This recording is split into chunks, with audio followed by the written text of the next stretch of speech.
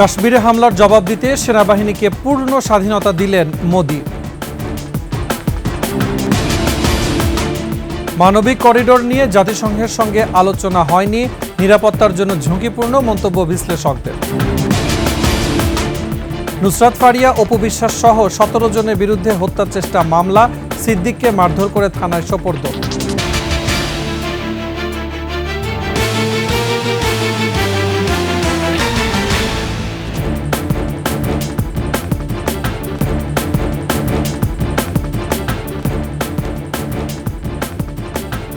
শুনছিলেন সংবাদ শিরোনাম, আমন্ত্রণ 21 সংবাদে, সাথে আছি আমি মুজাহিদুল ইসলাম। দর্শক, 21 টেলিভিশনের সংবাদ একসাথে সরাসরি দেখতে পাবেন আমাদের ফেসবুক পেজ www.facebook.com/2124 অনলাইন। এছাড়া সাবস্ক্রাইব করতে পারেন www.youtube.com/21etv চ্যানেলে।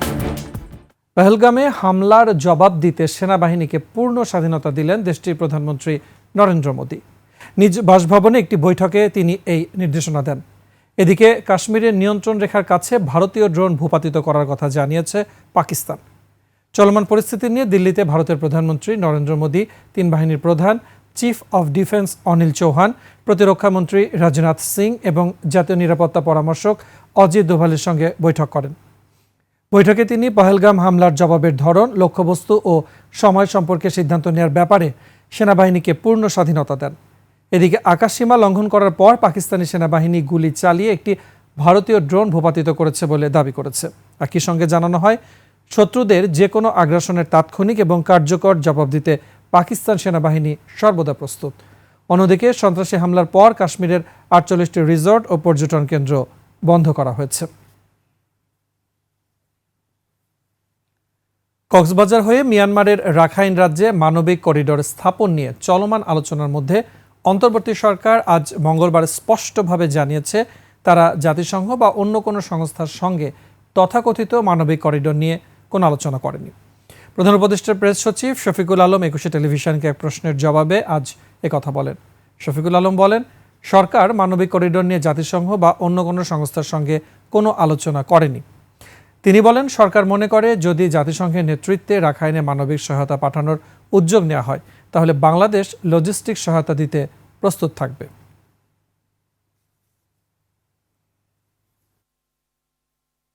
আমরা বলেছি যে ইউএন এর সাথে তো আমাদের কোনো এই বিষয়ে হয় নাই। যদি ইউএন এই ধরনের কোনো প্রপোজাল দেয়, আপনি আমাদের যে বক্তব্যটা যেটা আমি আমার ফেসবুকে লিখেছি এবং এটা ইউএনবি, তাহলে সেই ক্ষেত্রে মানে আমরা এই বিষয়টা তখন আমরা দেখব না, কোনো আলোচনা হয়নি। আপনি দেখেছেন যে রাখাইনে একটা খুবই মানবিক একটা পরিস্থিতি তৈরি হয়েছে, এই হিউম্যানিটেরিয়ান কন্ডিশন নিয়ে অনেকেই উদ্বিগ্ন, সেই জন্য এই কথাগুলো উঠছে।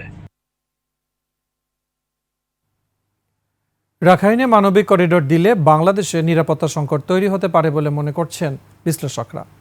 আর সেই করিডোর যদি দেওয়া হয় তাহলে কাদের সঙ্গে চুক্তি হবে তাও জটিল, কারণ রাখাইন এখন আরাকান আর্মির দখলে, আর মিয়ানমারের ক্ষমতায় আছে সামরিক জান্তা। ওই করিডোর দিলে ভূ রাজনীতিতেও প্রভাব পড়তে পারে বলে মনে করছেন তারা। সোহেল সামির রিপোর্ট। রাখাইনের দখল নিয়ে মিয়ানমারের জান্তা সরকারের সাথে লড়াই করছে আরাকান আর্মি। যুদ্ধবিধ্বস্ত সেই রাখাইনে মানবিক করিডোর দেওয়ার সিদ্ধান্তের কথা পররাষ্ট্র উপদেষ্টা জানান সোমবার। আমি এটুকু আপনাদেরকে বলতে পারি, নীতিগতভাবে আমরা তো সম্মত, কারণ এটা হিউম্যানিটেরিয়ান একটা প্যাসেজ হবে। সরকারের এই সিদ্ধান্তের ব্যাপারে তীব্র প্রতিক্রিয়া জানায় বিএনপি। অনেক বড় সিদ্ধান্ত, এই সিদ্ধান্তের সঙ্গে আমাদের স্বাধীনতা, সার্বভৌমত্ব এবং ভবিষ্যতে এই অঞ্চলের শান্তি স্থিতিশীলতা জড়িত আছে। তবে মানবিক প্রয়োজনে করিডোর দেওয়ার মধ্যে কোনো সমস্যা দেখছে না এই বিশ্লেষক, কিন্তু তা হতে হবে সব পক্ষের সম্মতিতে। রুট দিয়ে দিবে তারা, এখান থেকে এখানে, এখান থেকে এখানে, এখানে গিয়ে আপনার খাদ্য, এবং সেই রুটটার নিরাপত্তা স্বীকার করতে হবে রাখাইন আর্মিকে, আরাকান আর্মিকে, এবং মায়ানমার সরকারকেও বলতে হবে যে না, ঠিক আছে, এই রুটে যেসব সাহায্য সহায়তা আসবে, হয়তো ইউনাইটেড নেশনসের মার্ক থাকবে, সেগুলোকে আমরা ডিস্টার্ব করব না। করিডোরের নিয়ন্ত্রণ নিজেদের মধ্যে না থাকলে এর মধ্যে না ঢোকাই ভালো বলে মনে করছেন সাবেক এই কূটনীতিক। অস্ত্রশস্ত্র, হালকা ভারী নানান রকমের মাদক যদি আসা যাওয়া করতে পারে, তারপরে সৈন্য সামন্ত আসা যাওয়া করতে পারে, যেগুলো আমাদের জন্য ঝুঁকিপূর্ণ, এবং সেরকম কিছু হলে এমনও হতে পারে যে তারা এই করিডোর দিয়ে আসতে আসতে তারা আমাদের দেশের বিভিন্ন জায়গায় ছড়ায় পড়বে। আমরা যদি নিশ্চিত না হতে পারি, আমাদের নিজেদের শক্তি না থাকে বা যাই হোক, তাহলে আমাদের এর মধ্যে না ঢোকাই ভালো। বিশ্ববিদ্যালয়ের এই শিক্ষক মনে করেন, করিডোর দিলে শেষ পর্যন্ত তা আঞ্চলিক শান্তি বিনষ্টের কারণ হতে পারে। বাংলাদেশ সরকার যদি করিডোর দেয়, তাহলে বিষয়টা এমন দাঁড়াচ্ছে যে ইন্টারন্যাশনাল অর্গানাইজেশনসগুলো এই জায়গায় তাদের একটা স্থায়িত্ব লাভ করবে, তাদের এই হিউম্যানিটেরিয়ান এইড নামে তাদের একটা ইন্টারভেনশনের ফলশ্রুতিতে চায়নার সঙ্গে যে আমেরিকার যে দূরত্ব এবং যে এখন বলি আমরা ট্রেড ওয়ার, যে ট্রেড ওয়ার চলছে, সেটা ধীরে ধীরে সামরিক ওয়ারের দিকেও ধাবিত করতে পারে বলে আমি মনে করছি। রোহিঙ্গা সংকট সমাধানেও এটি কোনো কাজে আসবে না বলে মত তার। স্পর্শকাতর একটা চুক্তিতে যাওয়া দূরদর্শী চিন্তা হবে না। সোহেল সামি, 21 টেলিভিশন, ঢাকা। এবারে হত্যা মামলার আসামি হলেন অভিনয় শিল্পীরাও। নুসরাত ফারিয়া, অপু বিশ্বাস, নিপুণ আক্তার, আসনা হাবিব ভাবনা, চিত্রনায়ক জায়েদ খান সহ 17 অভিনয় শিল্পীর বিরুদ্ধে হত্যা চেষ্টা মামলা হয়েছে। বৈষম্য বিরোধী আন্দোলন চলাকালে রাজধানী ভাটারায় একটি হত্যা চেষ্টার মামলায় তাদের আসামি করা হয়েছে। আকাশুজ্জামানের রিপোর্ট। তোমার রূপের জাদু আমাকে করেছে কাবু। নতুন সিনেমা বা ওয়েব সিরিজে সারা ফেলে দিলেই এতদিন খবরের হেডলাইন হতেন অভিনয় শিল্পীরা। তবে এবার উল্টো চিত্র। হত্যা মামলার আসামি হয়ে খবরের শিরোনাম হলেন নুসরাত ফারিয়া, অপু বিশ্বাসের মতো ঢাকাই সিনেমার জনপ্রিয় অভিনয় শিল্পীরা। বৈষম্য বিরোধী আন্দোলন চলাকালে রাজধানীর ভাটারা এলাকায় একটি হত্যা মামলায় তাদের আসামি করা হয়েছে।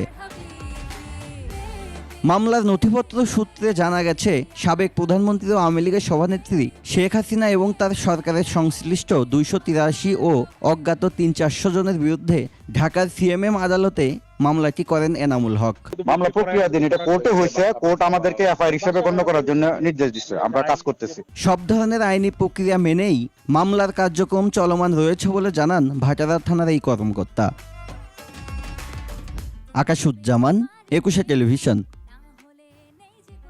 ছোট পর্দার অভিনেতা সিদ্দিককে মারধর করে পুলিশে দেওয়া হয়েছে। সামাজিক যোগাযোগ মাধ্যমে ছড়িয়ে পড়া ভিডিওতে দেখা যায় জামা কাপড় ছেঁড়া অবস্থায় তাকে একদল যুবক টেনে হিঁচড়ে নিয়ে যাচ্ছেন। এ সময় সিদ্দিক কান্নাকাটি করছিলেন এবং যুবকদের মধ্যে কেউ কেউ তার গায়ে হাত তুলছিলেন। তারা আওয়ামী লীগের দোসর বলে স্লোগান দিচ্ছিলেন। পরে তাতে রমনা থানায় হস্তান্তর করা হয়। অভিনেতা সিদ্দিক আওয়ামী লীগ সরকারের আমলে গুলশান ও টাঙ্গাইলের মধুপুর আসন থেকে একাধিকবার সংসদ নির্বাচনের মনোনয়ন চেয়েছিলেন।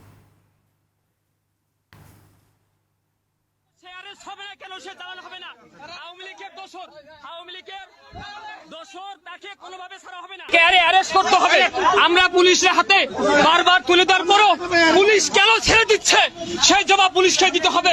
আমরা সাবেক মন্ত্রী আসাদুজ্জামান নূর ও আওয়ামী লীগের সাথে সম্পৃক্ত থাকায় ইরেশ জাকেরকে হত্যা মামলার আসামি করা হয়েছে বলে দাবি করেছেন শ্রাবণ হত্যা মামলার বাদী ও তার ভাই মোস্তাফিজুর রহমান বাপ্পি। বৈষম্য বিরোধী আন্দোলনে ইরেশের অংশগ্রহণের বিষয়টি জানা নেই বলেও 21 টেলিভিশনকে জানান তিনি। নওগাঁ প্রতিনিধি রতন ইসলামের সহায়তায় আরও জানাচ্ছেন সমর ইসলাম। ছাত্র জনতার আন্দোলনে রাজধানীর মিরপুরে নিহত হন নওগাঁর ছেলে মাহফুজ আলম শ্রাবণ।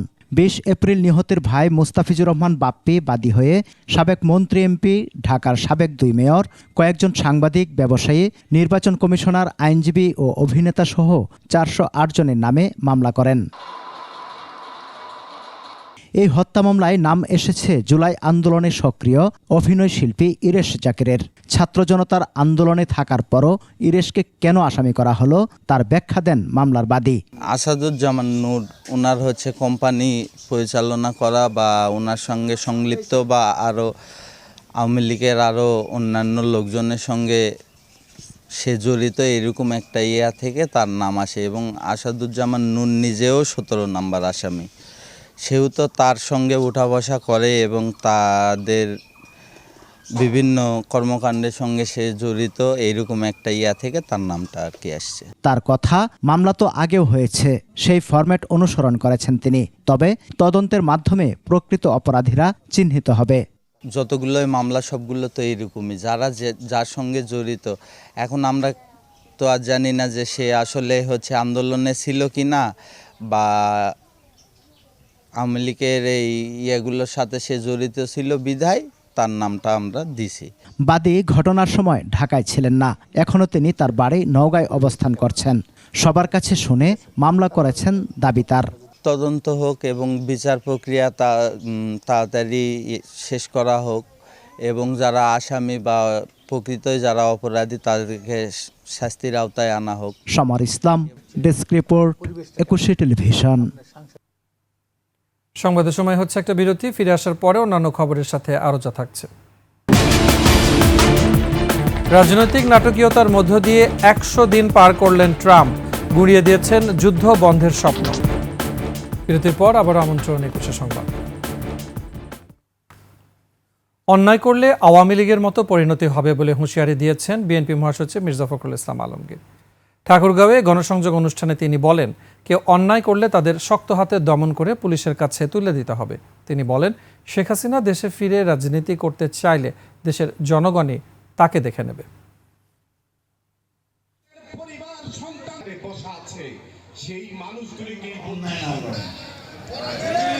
অন্যায় করতে গেলে মানুষ ক্ষমা করবে না, মানুষ ভালোবাসবে না। ওই আওয়ামী লীগকে যেভাবে ছুড়ে দিছে আপনাদেরকে সেভাবে ছুড়ে দিবে।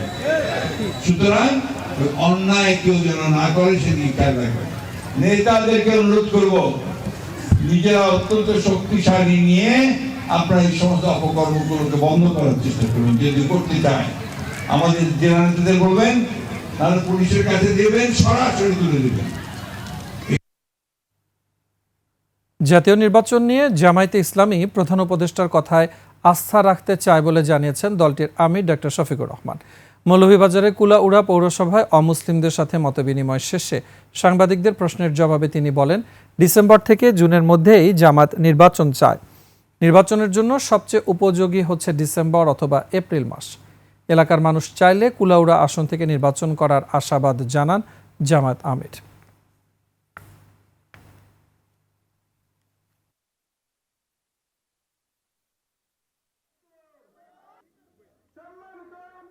প্রধান উপদেষ্টা বলেছেন যে এবছরের ডিসেম্বর থেকে আগামী বছরের জুনের ভিতরে নির্বাচন দিবেন। আমরা দেখতে চাই যে তিনি তার কথার উপরে ঠিক থাকবেন। আমরা আস্থা রাখতে চাই যে আশা করি তিনি তার কথার উপরে থাকবেন। 3 সাংবাদিকের চাকরিচ্যুতির বিষয়ে নিজের বক্তব্য জানিয়েছেন সংস্কৃতি বিষয়ক উপদেষ্টা মোস্তফা সরওয়ার ফারুকী। নিজের ফেসবুকে এক পোস্টে তিনি বলেছেন, প্রত্যেক চ্যানেলেরই নিজস্ব এডিটোরিয়াল পলিসি থাকে, তারা সেই পলিসির আলোকে কি সিদ্ধান্ত নেবে সেটা তাদের ব্যাপার। তারপরও অনলাইনে কাউকে কাউকে একটি কথা বলার চেষ্টা করতে দেখা গেছে তাকে প্রশ্ন করায় চাকুরি গেছে। বিষয়টি হাস্যকর উল্লেখ করে ফারুকী বলেন, বিষয়টি যে তিনি নন, বিষয়টি যে জুলাই এবং সংশ্লিষ্ট প্রতিষ্ঠানের পলিসির ব্যাপার, এটিও তারা বুঝতে পারছে না। তিনি বলেছেন, তাদের চাকুরির ব্যাপারে তার প্রত্যক্ষ বা পরোক্ষ কোনো রকম সংশ্লিষ্টতা নেই। এ বিষয়ে সংশয় থাকলে ওই চ্যানেলগুলোর সাথে যোগাযোগ করলেই সব সত্য বেরিয়ে আসার আহ্বান জানিয়ে ফারুকী বলেন, অনুমানে 2-2 4 না মেলানোই ভালো।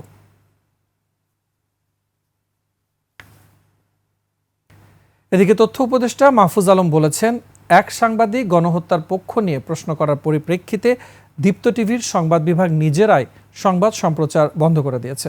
সরকার এখানে কিছু বলেনি। সচিবালয়ে এক মতবিনিময় সভায় তিনি বলেন, মন্ত্রিত্বের 6 মাসে কাউকে কল দেয়া হয়নি।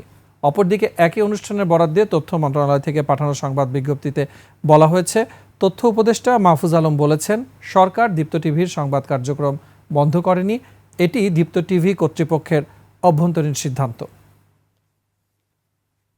শেষ করছি 21 সংবাদ। যাবার আগে সংবাদ শিরোনামগুলো জানাবো আরও একবার। কাশ্মীরে হামলার জবাব দিতে সেনাবাহিনীকে পূর্ণ স্বাধীনতা দিলেন মোদি।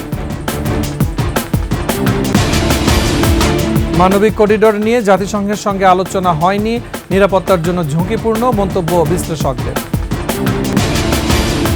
নুসরাত ফারিয়া, অপু বিশ্বাস সহ 17 জনের বিরুদ্ধে হত্যা চেষ্টা মামলা, সিদ্দিককে মারধর করে থানায় সোপর্দ।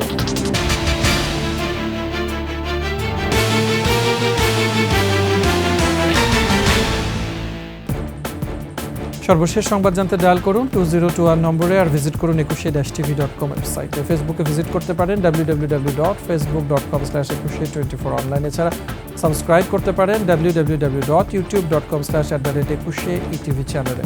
এতক্ষণ সাথে থাকার জন্য ধন্যবাদ। পরবর্তী সংবাদ দেখার আমন্ত্রণ রইল। একুশের সাথে থাকুন।